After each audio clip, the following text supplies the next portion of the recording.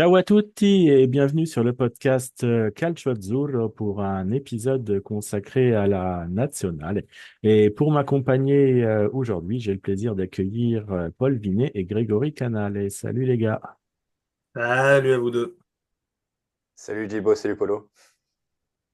Alors, la première phase de la campagne de Nation League est terminée. Donc l'Italie a joué ses 6 matchs et là, sur ces deux dernières rencontres, elle avait, on va dire, le plat de résistance avec coup sur coup la Belgique et l'équipe de France. Donc une victoire à Bruxelles 1-0 sur les restes d'une équipe de Belgique en grande difficulté et une défaite à Milan contre l'équipe de France, une défaite assez nette, 3-1. Il n'y a pas eu grand-chose à redire. Déjà, première chose, va avoir votre avis, on va dire en général, on va dire sur ces deux matchs. Est-ce qu'on s'est pas vu un petit peu trop beau au soir de Bruxelles? Et donc, est-ce que l'Italie est plus finalement celle des 5 premières rencontres ou celle qu'on a vue contre l'équipe de France hier soir?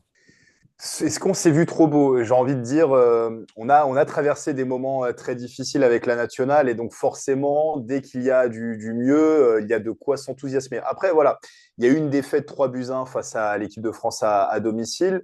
Pour moi, ça ne doit pas quand même supprimer les 3 très bons mois qu'on a vus pour la nationale et cette très bonne phase de poule en Nations League. Sentiment assez partagé sur les deux matchs. Si tu m'avais posé la question, Gilles, bon, juste après le match face à la Belgique, je t'aurais dit bah, enfin une nationale et qui ne prend pas de but, qui arrive à sortir de cette situation avec un clean sheet et sans encaisser de but. Avec certes voilà, moins d'occasions créées que sur les autres matchs, même si voilà, je pense qu'on peut aussi s'améliorer sur la finition. Je trouve que cette nationale a encore un manque là-dessus. Mais voilà, si tu m'avais posé la question après la Belgique, je t'aurais dit bah voilà, une nationale qui a retrouvé une défense qui est rassurante derrière. Bah voilà, ça a été rebattu d'un revers de manche après ce match face à l'équipe de France, où on aura beaucoup à dire, je pense, sur la défense. Donc le premier sentiment, j'ai envie de te dire frustration parce que on termine sur une défaite qui te fait perdre la première place de ce groupe de Nations League, mais j'ai envie quand même de ne pas oublier ce qui s'est passé là sur ces derniers mois, où tu sors d'un euro, les deux Coupes du Monde ratées aussi, et tu retrouves une nationale et vraiment complètement apathique et complètement voilà, dans un cauchemar. Et on a retrouvé quand même un enthousiasme, on a retrouvé du jeu, il y a de la jeunesse. J'ai envie quand même de retenir cette bonne note, même si forcément on va parler du match face à l'équipe de France et bah, des pistes qui restent quand même à améliorer, du chemin qui reste encore à accomplir, qui est long pour cette nationale. Ouais, bah écoute, moi je vais rejoindre Greg où bah, évidemment tu restes sur cette frustration avec cette première place perdue bah, dans ce dernier match et dans ce dernier choc, mais je pense oui aussi, il faut pas oublier d'où tu reviens. Il y a 5 mois, tu sors en huitième de finale d'un Euro, déjà tu te qualifies en huitième de finale par la très petite porte avec le but à la dernière seconde contre la Croatie. Et dans le jeu, t'as été assez mauvais, donc tu peux pas mettre de côté les 5 matchs qu'on a vus avant où bah, tu as vu un nouvel élan, un système en place, enfin un système en place surtout, une vraie ossature, des mecs qui se sont démarqués. Et là, oui, tu vois, bah, après, de toute façon, tu joues contre une équipe de France, alors même si tu as des absents, des gros noms qui sont absents, ça reste une équipe de France bah, qui est une des top nations mondiales aujourd'hui. Donc, tu as réussi à faire un superbe coup au Parc des Princes il y a quelques mois avec une sublime prestation sur le terrain où tu es vraiment au-dessus de l'équipe de France. Bah là, aujourd'hui, oui, t'as pris le petit retour où l'équipe de France a été un peu meilleure que toi, où tu as été, toi, moins bon. Et donc, tu vois tout de suite bah, que quand tu passes un peu à côté de ton match dans certains secteurs du jeu, bah, ça répond beaucoup moins bien.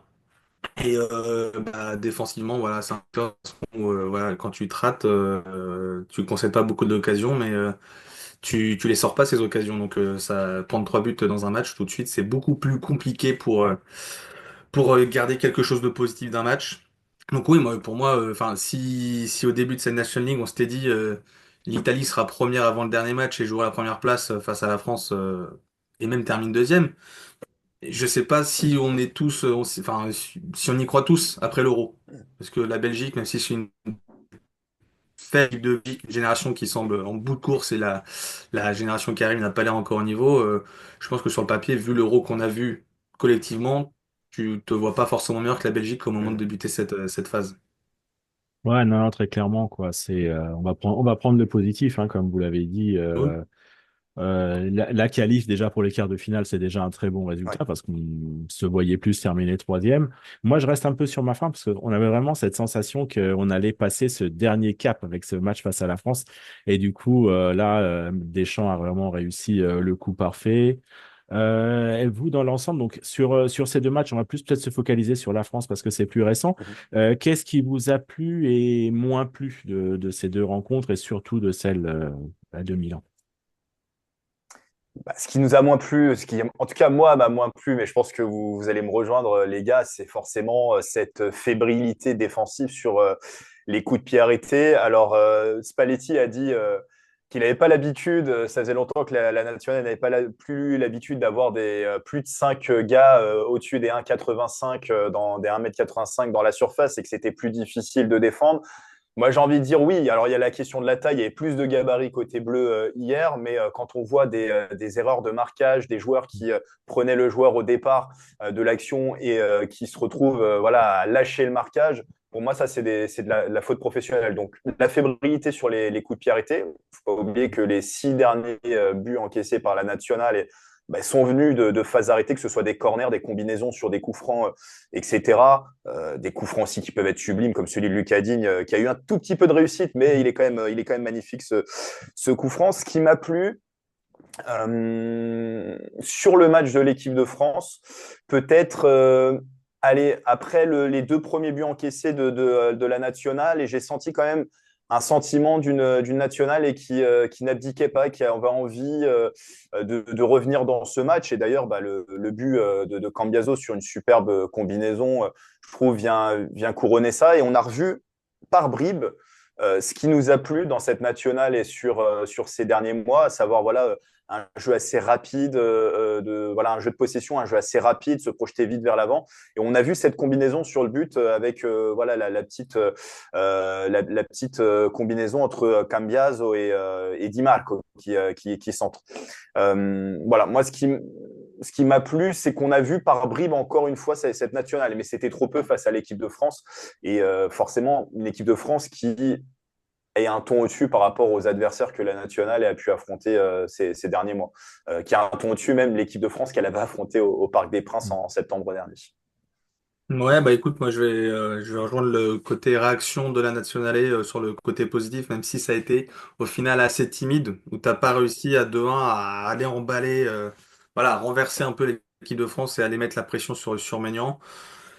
Et après, moi, le positif, il y a une chose, c'est un poste, enfin, c'est, on va dire deux postes, mais qui se rejoignent, c'est les pistons, qui pour moi, alors, sur ce match, mais également pour moi sur cette nouvelle ère, on va dire, sont un des énormes points positifs, c'est que tu as un Di Marco, un Cambiaso qui sont taille patron. J'ai l'impression qu'ils passent très rarement à côté avec le maillot national là depuis le début de cette Nation League. Pour moi, c'est le gros point positif.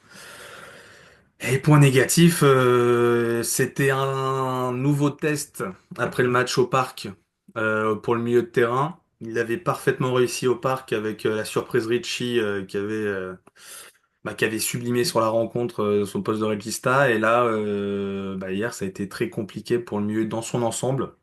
Avec moi, avec Locatelli, mais je pense qu'on en parlera peut-être plus tard. Et défensivement, ouais, c'est ça, cette fébrilité où en fait t'as un absent Calafiori et tu le vois.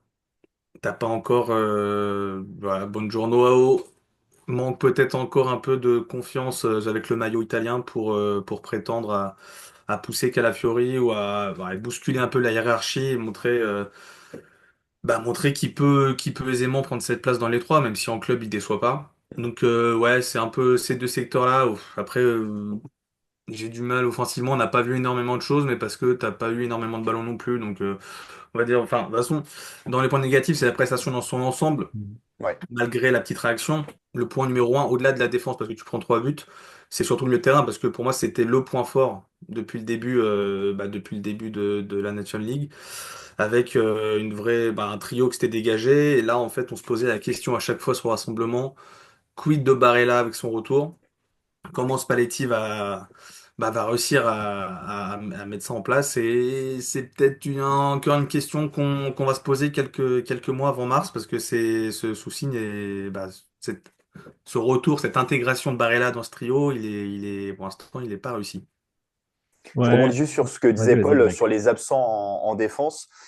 Pour moi, il ne faut pas négliger l'absence aussi, pour ma part, de Gigio Donnarumma dans les Ouais. buts, qui est quand même le capitaine de ces nationales. Et alors, on sait que ce n'est pas le gardien qui te fait les meilleures sorties aériennes, mais j'ai trouvé qu'avec Donnarumma dans les buts, l'Italie avait retrouvé une certaine tranquillité derrière. Je sais pas, moi, avec Vicario dans les buts hier, c'est peut-être un ressenti que j'ai eu et qui est un mauvais ressenti. Je sais pas ce qui en a été pour vous, mais j'ai senti plus de fébrilité parce que bah, la défense jouait pas avec le même gardien derrière. Moi, j'avais l'impression voilà, qu'on avait perdu un peu cette tranquillité. Alors après, il a un match malheureux hier, Vicario. Il est malheureux aussi sur le coup franc de Lucas Digne. Mais à mon avis, il faut pas négliger l'absence du capitaine dans les buts, qui est quand même voilà, une valeur sûre de cette équipe de Luciano Spalletti. Oui, enfin, Vicario, moi, je vais pas lui tomber dessus parce que tu l'as dit, il peut pas faire énormément de choses sur les trois buts, mais il est malheureux sur le coup franc de Digne. Après, oui, Donnarumma, tu l'as dit aujourd'hui, c'est ton patron, donc oui, l'absence de ton gardien, bah, forcément, ça se ressent un petit peu au niveau de la confiance quand tu as une ossature qui se fait derrière, une façon de jouer ensemble, des automatismes, lui il parle, replace peut-être la défense et tout. Donc oui, ça c'est ressenti malgré des prestations en club qui sont plus que moyennes pour l'ami Gio. Non, mais c'était le point que j'allais aborder. Donc Greg, il l'a anticipé. Ouais, moi très clairement et pourtant Vicario, du coup, hein, il est du Digne, hein, donc c'est déjà j'ai un lien très fort avec lui, rien que de par les origines. Mais en effet, on a senti l'absence de Donnarumma hier, même si c'est vrai que sur les buts, il peut pas faire grand-chose. Mm. On a en effet la défense, elle n'a pas semblé rassurée, on va dire. Il n'a pas su rassurer ses troupes. Et dans un match où il y avait clairement besoin de ça. Donc on a vraiment senti une grande différence entre la prestation de Bruxelles, où lorsque l'Italie a un peu flotté en deuxième mi-temps, bah, Donnarumma était là. Et là, contre la France, Vicario, on l'a pas senti. Euh, Après, là, juste sur la défense, au final, on est dur assez logiquement sur la défense, sur ces secteurs, parce que t'en prends trois, mais t'as pas sombré. Enfin, comme l'a dit Greg, c'est des buts sur coup de pied arrêté. Donc t'as pas sombré dans le jeu, dans les duels. Thuram a été plutôt bien muselé. Enfin, c'est juste que ouais, c'est des erreurs de marquage dans des moments clés et sur des phases, voilà, 6 buts sur les 7 derniers buts, je crois, sur le Piraté, c'est des Mm. phases à répétition et ça commence à faire beaucoup. Ouais, et quand tu vois que c'est juste des déplacements, des façons de parler, de se replacer entre peut-être discussion gardien-défenseur sur le marquage à prendre sur une début de phase. C'est des petits trucs qui font, ouais, qui s'allongent. Ça commence à faire une belle liste de buts bêtes. Ouais, ça pardonne pas, on va dire, quand ça joue contre des équipes comme l'équipe de France, ça pardonne pas, même si, bon, finalement, à la fin, ces deux buts de la tête d'Adrien Rabiot, c'est pas non plus le meilleur joueur de tête du monde, mais là, il s'est sublimé sur cette prestation. En termes d'individualité, donc Paul, tu avais commencé à en parler, tu l'avais mis en note positive du match contre l'équipe de France. Est-ce que vous pensez que le duo Cambiaso-Di Marco, ça y est, c'est fait, on tient les deux latéraux pour l'avenir de l'équipe d'Italie, sachant qu'il y a quand même de la concurrence, hein, je pense à un Bellanova, un Udogie, mais j'ai l'impression qu'ils ont une longueur d'avance maintenant. Moi, j'ai ce sentiment-là aussi. Je pense que là, on tient nos deux cadors sur ces couloirs. Cambiaso, j'ai quand même envie de le voir progresser encore sur la phase défensive. Je trouve qu'il est, voilà, c'est peut-être voilà, c'est peut-être la naïveté encore. Il est jeune, hein, il a 24 ans. Donc, par exemple, je pense à cette action avec Thuram où il veut ressortir Mhm. absolument proprement le ballon.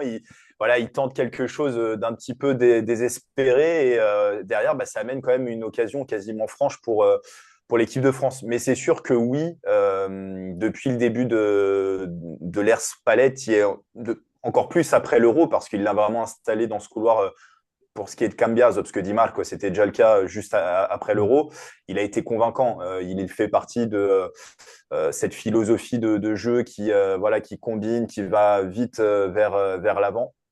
De l'autre côté, Di Marco, c'est pareil, il a des prestations solides. Il avait été énorme au Parc des Princes. Il avait marqué un but juste assez voilà, spectaculaire, mais au-delà de ça, il avait voilà, vraiment tenu son couloir. Il avait été énorme. Udoji, quand même, voilà. Di Marco est le titulaire en puissance, mais Udoji, j'ai quand même envie de le voir un peu plus parce que hier, moi, je l'ai trouvé très intéressant dans son entrée face à l'équipe de France, voilà, dans cette faculté à provoquer, à venir voilà, déborder sur ce côté gauche. J'ai quand même envie de le voir un peu plus, même si pour moi, Di Marco reste indéboulonnable.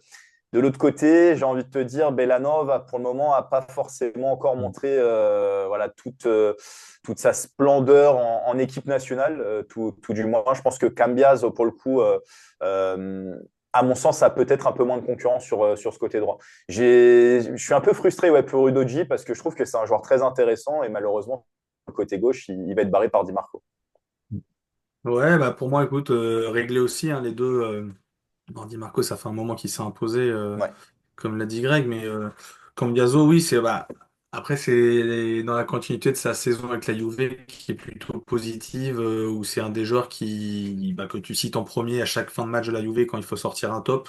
Il déçoit rarement. Et avec la Nationale, c'est pareil, il s'est doucement mais sûrement installé et je pense oui aujourd'hui que à aucun moment tu te poses la question de mettre quelqu'un d'autre, que ce soit à droite ou à gauche. Même si oui, comme l'a dit Greg, il y a encore défensivement Cambiaso on attend un peu mieux, enfin il doit y avoir encore un petit axe de progression. Offensivement, il n'y a pas grand-chose à lui reprocher, c'est quelqu'un qui se projette énormément, qui apporte du danger, qui centre et qui se retrouve souvent dans la surface. Bah, en plus de son but, c'est la meilleure démonstration. De l'autre côté, Di Marco, je pense, enfin, pour moi, il sait tout faire. Ce garçon, alors après, t'as pas 50 000 équipes qui jouent avec des pistons, mais pour moi, c'est le meilleur piston gauche actuellement au monde. Et sur Cambiaso, tactiquement, pour un entraîneur, c'est un cadeau d'avoir ce joueur Ouais, dans ce et en groupe plus, il parce peut jouer que de l'autre côté. Thiago Motta en parle aussi souvent avec la Juve. On peut le mettre dans toutes les positions Hum, voilà, du terrain. Il peut jouer aussi bien dans une position très offensive Ouais, comme ailier, aussi bien comme latéral. Et pour moi, pour un entraîneur, c'est un cadeau de l'avoir dans son ah effectif. bah C'est vraiment, il est oui, oui. vraiment tombé du ciel pour la nationale et pour la Juve aussi, puisque c'est un joueur de la Juve, ne l'oublions pas. Donc oui, hein, enfin déjà il peut jouer partout à droite, il peut jouer partout à gauche. C'est ça qui est aussi très fort. Donc non, c'est forcément un plus. Donc non, non, pour moi indéboulonnable, même si t'as bah voilà, Udogie, tu l'as dit, qui pousse derrière, malheureusement, va falloir, je pense, attendre un peu parce que je vois pas Spalletti faire un turnover Non. en mars. Non, non, très, très clairement, avec Cambiaso, on peut aussi dire que s'il y a besoin, il peut même jouer au milieu de terrain. Donc, Mm. Ouais. c'est vraiment un super joueur moderne. Au milieu de terrain, alors moi, je vais vous dire, pour moi, alors moi, j'ai bien aimé la presta de Tonali sur l'ensemble des deux matchs, même si contre Ouais. la France, il s'est retrouvé contre Guendouzi, c'était un petit peu plus dur. Mais son apport est vraiment exceptionnel.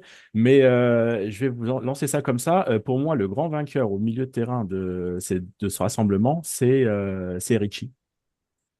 Il n'était pas là et on a senti son absence, même si je dois admettre que Rovella Ouais. Hmm. a été plutôt bon, hein, déjà contre la Belgique, et je l'aurais peut-être même lancé titulaire même contre la France Ouais. derrière. Je sais pas ce que vous en Bah, pensez.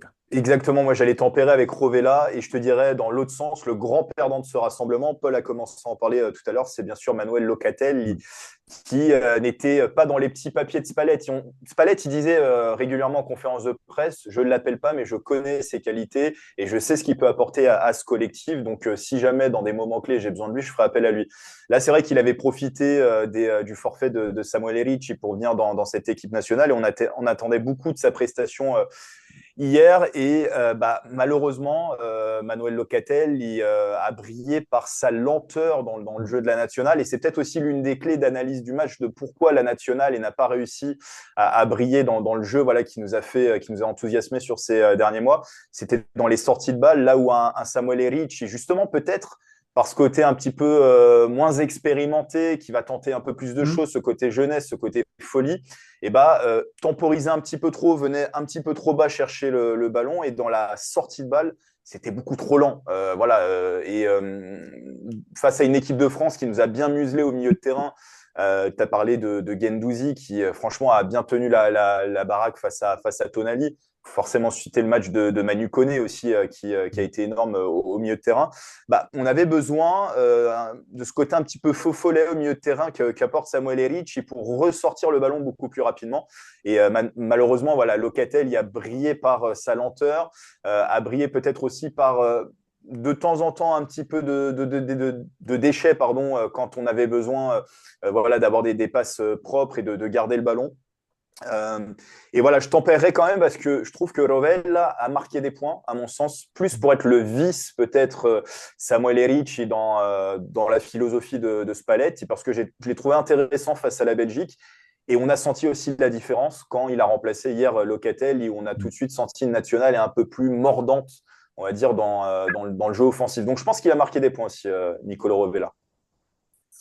Oui, oui, pour moi, Rovella marque plus de points sur ce rassemblement qu'un Tonali. Parce que, enfin, Tonali, c'est la continuité. Maintenant qu'il est revenu de suspension, on sait que Tonali, normalement, physiquement, le mec, il va te tenir la baraque, même si tu joues à 95e minute et qu'il a déjà couru 12 bornes. C'est un mec qui va te faire les efforts, c'est une machine physique. Là, ouais, Rovella, ça a été un peu une surprise parce qu'on l'avait, bah non, jamais vu encore, j'allais dire rarement vu, mais jamais vu encore avec le maillot de la nationale, son premier rassemblement, je crois. Euh, et il y avait une petite pression parce que oui, c'est l'absence de Richie, donc t'as une place à se faire, à te faire à ce poste-là. Bah, les autres milieux de terrain peuvent pas tous le faire. Et moi, j'aurais juste, alors je suis très déçu pour Locatelli parce que j'aime beaucoup ce joueur, mais j'aurais préféré voir Locatelli contre la Belgique et Rovella titulaire contre la France. Où, où je pense que t'avais beaucoup plus, enfin au final, oui, t'as eu beaucoup plus de maîtrise contre la Belgique et donc le jeu de Locatelli qui est un peu plus lent, un peu plus posé, c'est un joueur qui va pas forcément avancer avec le ballon sur 20 mètres, qui allonge le jeu mais assez posément, sans prendre accès de pas prendre d'énormes risques.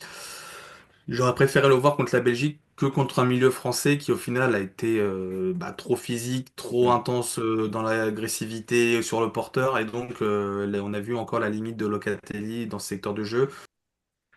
Donc ouais, Locatelli pour moi le grand perdant. Mais ouais, pour moi Rovella, de part ouais, de sa fougue, je sais pas, d'être comme Richie à ses débuts, de pas se poser de questions, de dire de toute façon j'ai rien à perdre donc j'y vais à 500%, j'envoie la machine, beaucoup d'activité. Et au final ouais, malheureusement pour Locatelli, sauf blessure de ses Mm. concurrents, je le vois pas forcément appelé tout de suite. Alors Spalletti avait déjà on a dû forcer pour avoir Locatelli avec la blessure de Richie. Je pense que sans blessure, Locatelli, tu le revois pas, en tout cas tout de suite. Et, euh, et je pense qu'un Fagioli qui a été absent aussi marque plus de points qu'un Locatelli présent là. Même si Fagioli, pour moi, Mm. tu vois, je le mets dans la liste avec Rovella qui sont derrière aujourd'hui derrière un Ricci qui a jamais déçu depuis le post-Euro. Ouais, et bon, voilà, on a donc Richie Rovella, je pense que là, on tient les deux milieux défensifs hein, pour l'avenir. En plus, ils sont jeunes tous les deux. Moi, il y a un. Alors, je sais pas si c'est au milieu, si c'est en attaque, vous choisirez. Mais il y a ce fameux 1 que Spalletti parle énormément, le 3-5-1-1. Le 1 en attaque, c'est soit Retegui, soit Kane actuellement. Et il y a ce joueur donc qui doit venir se positionner derrière l'avant-centre. Bah, pour l'instant, je trouve qu'on n'a pas trouvé le joueur idéal. On a essayé Fratesi, on a essayé Barella, il y a Pellegrini qui a souvent joué là, mais qui n'y arrive pas vraiment. À un moment donné, on s'était dit, tiens, c'est Raspadori qui va prendre la place, mais finalement, quand c'est Raspadori qui joue, c'est trop offensif. Mm. Moi, ce poste me fait peur et Deschamps a su très clairement couper l'Italie, a coupé tous les axes de passe vers Retegui en bloquant cette position-là. 14 Qui, ballons, Retegui. ouais, il a touché que 14 ballons et au-delà de ça, après, on a même tenté un Maldini, mais rien à faire. J'ai pas vu un joueur pour l'instant qui s'est imposé dans cette position. Et ça, c'est un vrai point négatif, je trouve, pour la nationale. Ouais, c'est l'un des points négatifs effectivement à soulever là sur le post-euro de cette nationale avec voilà par séquence en fait, mais c'est plus en fin de match où j'ai l'impression qu'il y a un petit revirement tactique parce que tu parlais de Maldini hier, j'ai l'impression que l'Italie finit plus presque en Mm. 4-3-3 sur la fin du match avec un Maldini plus à gauche. Ouais, il y a ce lien qui se fait pas entre le milieu de terrain et l'attaquant. J'aurais pas aimé être à la place de Retegui hier, qui a vraiment pas été alimenté du tout, qui a dû passer vraiment voilà, un sale quart d'heure, plus qu'un sale quart d'heure, parce que voilà, il est sorti seulement en deuxième mi-temps. Peut-être ouais, qu'il faut travailler sur. Alors, est-ce que c'est la bonne formule d'avoir ce joueur un peu plus derrière? Est-ce qu'il ne faudrait pas passer sur un 3-5-2 un peu plus classique avec un attaquant de soutien? Tu parlais de Raspadori. Moi, les peu de fois où Raspadori, notamment au Parc des Princes, est rentré, alors c'est souvent en cours de match, et tu dis c'est une solution trop offensive, mais il est rentré en cours de match, bah, moi je l'ai trouvé plutôt intéressant dans ce rôle d'attaquant de soutien avec une pointe comme Retegui, ça peut être aussi Keane qui peut jouer devant, qui a fait une belle entrée aussi hier. En tout cas, enfin, il a essayé de démontrer des choses. Donc, est-ce que la formule, ce serait pas de passer justement sur un 3-5-2 un peu plus classique? Moi, je me pose la question. En tout cas, Barrel, là, derrière l'attaquant, voilà, je trouve que j'adore ce joueur. Et je ne sais pas si c'est pas gâcher un petit peu son talent de le mettre là. Est-ce qu'il ne serait pas un peu plus, justement, un peu plus utile, vraiment dans le cœur du jeu, là où hier on a manqué un petit peu de mordant et on a perdu clairement la bagarre face à l'équipe de France. Ouais, bah pour Barella, je te rejoins totalement. Quand tu vois l'activité qu'il a avec l'Inter, les prestations qu'il sort en Champions League, dans ce rôle où c'est un joueur qui aime toucher le ballon, donc qui est dans le cœur du jeu et qui a une activité monstrueuse, qui peut t'apporter ce surplus offensif en montant voilà, avec sa caisse, le mettre aussi haut sur le terrain et aussi loin du secteur clé d'un match au milieu de terrain, je trouve que c'est en effet du gâchis. Après, malheureusement, pour moi, je te rejoins, c'est que pour moi, le joueur pour l'instant qui se dégage le plus, c'est Raspadori, sauf que c'est celui qui joue le moins en club, je pense, dans ta Mm, liste. c'est vrai. Qui a le moins de temps de jeu, c'est le seul truc qui est voilà, la spéciale Comté. Donc, alors que oui, son entrée contre la France au Parc des Princes, enfin, le mec, il est injouable. Son entrée, elle change tout offensivement pour l'Italie. Malheureusement, pour moi, c'est le seul qui se dégage. Puis en plus, qui connaît ce poste de faux neuf, hein, qui aime tourner autour de l'attaquant, qui a toujours joué comme ça autour de l'attaquant, avec une grosse activité. Quand tu vois Pellegrini qui a coupé ses pompes à l'image de la Roma cette saison, enfin, pour l'instant, ça me paraît inconcevable l'installer, en tout cas, de le mettre dans le groupe peut-être, mais de l'installer à ce poste-là, c'est pas possible tant qu'il est à ce niveau. Et oui, derrière, après, de toute façon, t'as pas pléthore de joueurs, hein. Mm. J'ai envie de te dire le fantôme de Chiesa, sauf qu'à mon avis, on l'aura pas avant quelques mois. Si un jour il revient, il retrouve son niveau. Donc pour moi, ça doit être Raspadori par défaut. En attendant l'explosion je sais même pas de qui. L'explosion d'un Gnonto peut-être, que tu replaces un peu dans l'axe, je sais pas. Ou Mais est-ce que ce serait pas. Enfin, moi, d'un sur le match Zaniolo ou d'hier, tu vois, d'un j'aurais plus Zaccagni, vu. tu vois. Alors, si tu veux faire avec les forces en présence d'hier, moi, j'aurais plus vu Barella à la place de Fratesi et Fratesi un peu plus devant, tu vois, Ouais. personnellement. Bah Moi, oui, j'ai pas oui. compris, en fait, le choix Barella derrière l'attaquant, pour ma part. Bah même parce qu'en plus, contre la Belgique, c'est ça aussi. C'est Barella qui est Ouais, plus ouais, haut c'est et qui a ça. pas. T'as pas non plus été. Voilà, on s'est pas enflammé devant le match Barella dans ce positionnement. Donc ouais, je pense que Spalletti. En fait, ce retour de Barella le paume un peu dans sa façon de voir ce trio au milieu de terrain. Et donc, ouais, je pense qu'il cherche encore la bonne formule. En tout cas, là-dessus, sur comment alimenter ce Tonali, Fratesi, Barella, où c'est un peu dur d'en enlever un, sachant que Tonali, c'est ton meilleur milieu de terrain actuellement. Mm. Barella, c'est inconcevable de le sortir. Et Fratesi, il est à un but tous les deux, un but en deux, enfin tous les deux matchs. Ouais, je pense que c'est un but, une passe D quasiment tous les 90 minutes. Donc, c'est un joueur que tu peux pas forcément sortir. On va dire que c'est un peu le chouchou de Spalletti sur le terrain en termes d'efficacité. Donc, ouais, je pense que c'est le point aujourd'hui où le coach est encore en train de chercher un Ouais. ajustement. Et tant que t'as pas un joueur qui va se démarquer plus que les autres, je pense qu'il va tâtonner. Tu vas même mettre un Pellegrini par défaut juste parce que c'est son positionnement favori, alors que le joueur est pas forcément au niveau. C'était le titulaire au Parc des Princes sur le premier Ouais. match. Et le C'était rouge le aussi titulaire derrière face contre à la la Belgique. Belgique, le fameux match deux Mm. buts partout, Mm. où Pellegrini voilà, pète un câble et où l'Italie voilà, est très, comment dire, est très, très convaincante face à la Belgique et il fait cette faute voilà, où l'Italie gagne 2-0 à ce moment-là. L'Italie se retrouve à 10 contre 11 et ça finit à 2 partout derrière. Et c'est peut-être aussi la faute qui nous coûte cette première place, hein, Ah oui, oui. tu Ah pousses bah, le au truc final, encore oui, plus parce que loin t'es parce en que telle l'Italie doit gagner le maîtrise. match face à la Belgique. Mais pour moi, T'es en dans telle l'idée de maîtrise, c'est Spalletti, ça à la qui. base, il avait une certitude, c'était Pellegrini, justement dans ce rôle un peu de numéro 10. Et bah, il n'a pas forcément convaincu sur les prestations qu'on a pu voir avec la nationale.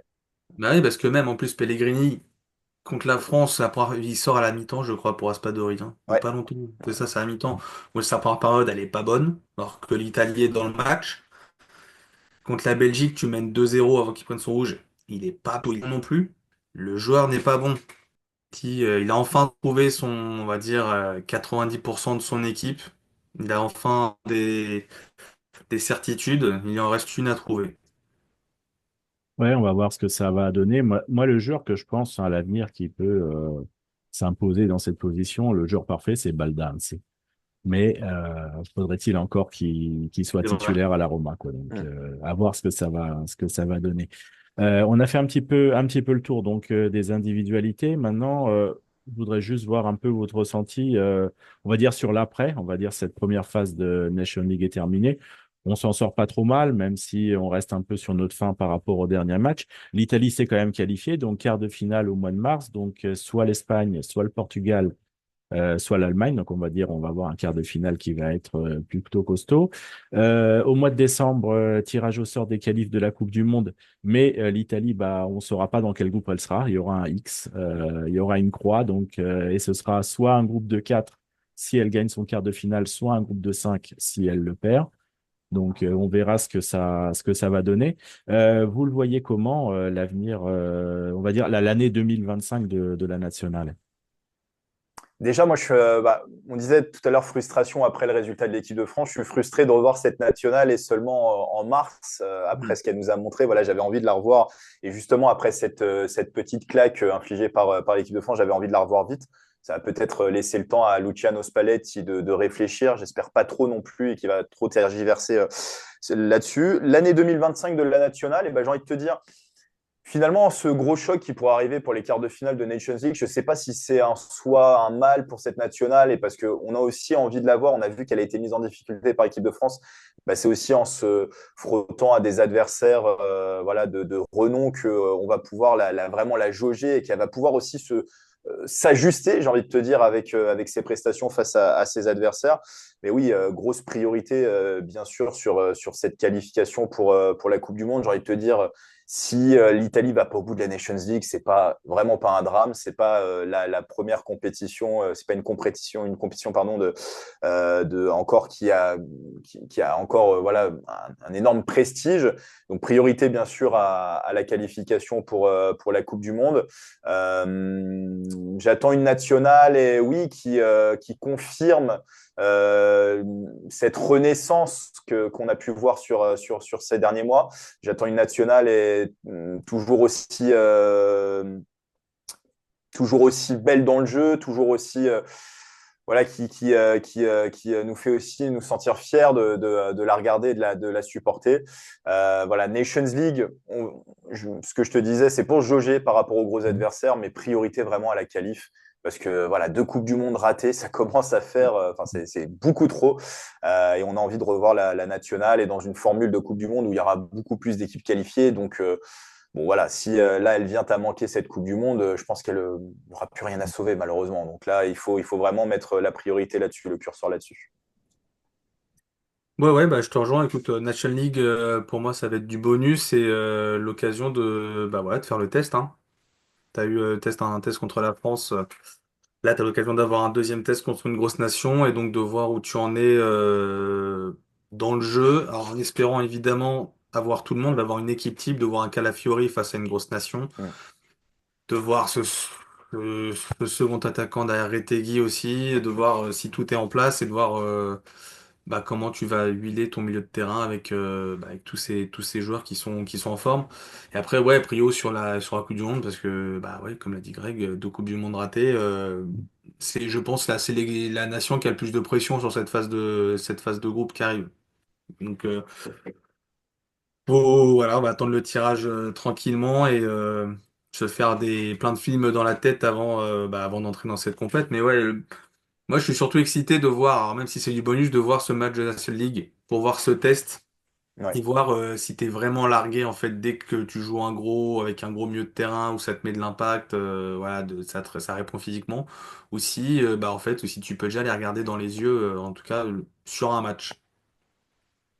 Et je disais dans la presse italienne ce matin que l'une des déceptions aussi de cette non-première place en Nations League, c'est l'Italie n'avait pas ce matelas de sauvetage dans le cas où soit elle ne se qualifie pas directement à la Coupe du Monde en terminant première de sa Mm. poule, soit elle ne termine pas deuxième, ce qui lui donnerait la possibilité d'accéder au barrage. Elle pourrait quand même accéder au barrage grâce à cette Ouais. première place de groupe en Nations League.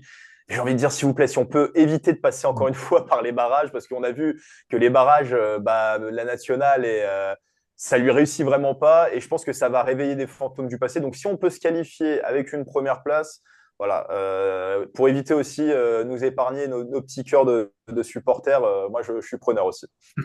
Ça changera un peu, ouais.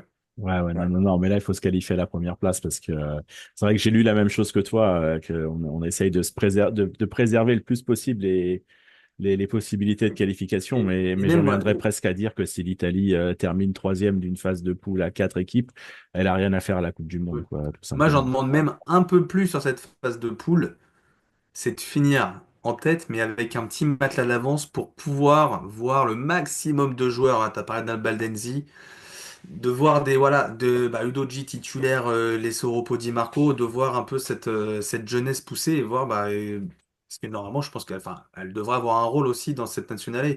Donc j'ai envie de voir aussi ouais d'autres joueurs essayer d'autres joueurs, tel un Ricci qu'il a lancé au Parc des Princes, alors que je pense que 2 mois avant personne n'en parle. Ouais, ce serait bien en tout cas. On va voir ce que ça va donner. Donc logiquement, les qualifs pour l'Italie, bah, ce sera à partir de septembre 2025, si je me trompe pas. Si l'Italie arrive à aller au Final Four de Nation League, il y a une possibilité que ce soit l'Italie qui organise cette Final Four. Elle se serait positionnée, la Fédé, avec les villes de Trieste et d'Udine. Donc à voir si c'est possible ou pas. On verra, mais en tout Et cas. sur les qualifs de la Coupe du Monde, en fait, c'est dans le cas où elle rejoint pas le Final. Enfin, si elle rejoint le Final Four, effectivement, ce sera à partir de septembre. Par contre, si elle ne rejoint pas le Final Four, elle sera empêtrée, si je puis dire, dans les qualifs de la Coupe du Monde, en fait, dès le mois de juin Dès le mois de juin, pour la d'accord, ok. nationale. Ok. Ouais. Bon, bah voilà, comme ça, j'avais pas cette petite précision. Merci, merci Greg. Mais en tout cas, les gars, ça a été un plaisir de vous avoir pour cette dernière émission de l'année sur l'équipe d'Italie, en espérant d'en avoir d'autres en 2025 où on parlera, pourquoi pas, d'un Final Four de Nation League et puis des qualifs à la Coupe du Monde, avec peut-être en apothéose. On se retrouvera au mois de décembre 2025 pour un épisode spécial tirage au sort au World Cup 2026. Mais bon, ça, on va pas trop anticiper vu l'histoire récente de la nationale. Merci aussi à tout le monde de nous avoir écoutés et je vous dis à très bientôt pour de nouvelles aventures sur Calcio Azzurro. Ciao à tutti! Salut. Ciao.